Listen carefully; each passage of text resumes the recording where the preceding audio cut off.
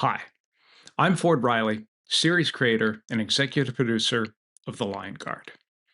The Lion Guard has been the most amazing job I've ever had, and one of the most daunting. For the next 40 minutes or so, I'll be giving you an inside look at the excitement and challenges we faced in bringing The Lion Guard to life. Just for some perspective, how many of you have seen the original Lion King film? Lion King 2, Simba's Pride. Lion King 3, Hakuna Matata. The Lion King musical. Everyone who said yes to any or all of those questions. You've been in the back of my head since 2012, when I was first asked to come up with a concept to expand the world of The Lion King. When Disney re released The Lion King in 3D and on Blu ray in 2011, it was a huge success. So much so that they decided it was time to expand the Lion King universe. In February 2012, Disney Junior Vice President Emily Hart asked me to come up with a pitch for a new animated TV series based in the world of The Lion King. It had a few parameters. They wanted it to appeal to boys from 4 to 6, slightly older than the standard Disney Junior target. And the series should also focus on all new characters. None of the classic characters should be the main characters in the new series. But it still needed to feel true to the original film. Now, as the circle of life would have it, my first professional script was for the Lion King's Timon and Pumbaa series, so I was very familiar with the Lion King franchise. I knew that the lion cub held up by Rafiki at the end of the original film turned out to be Simba's daughter Kiara in Lion King 2, Simba's Pride. Lion King 2 tells the story of Kiara, who will eventually become queen of the Pride Lands.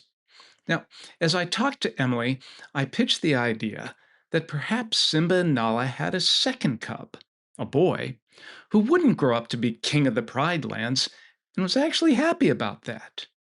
Emily liked the idea, but obviously it needed more work. So I went home to think about it. Now, I had learned some important lessons from the first show I created for Disney Junior, Special Agent Oso. While kids enjoyed watching Oso, he wasn't a character kids would pretend to be themselves. For this new Lion King series, I had to be sure that there was a level of playability. The characters in this new show needed to be the ones that children would have fun imagining themselves as. So, I was in my kitchen thinking about all this when my son Quinn came home. He was 8 years old at the time, and every Thursday he and his friends would go to the park. They had this imaginary superhero team that they pretended to be. And that's when it hit me. Put a superhero team in the Pride Lands. The Avengers meets the Lion King, and they'd be the Lion Guard. I quickly came up with the characteristics for the team. They would be the Pride Land's fiercest, bravest, fastest, strongest, and keenest of sight. The fiercest would be a lion, Simba's son. The bravest African animal? A honey badger.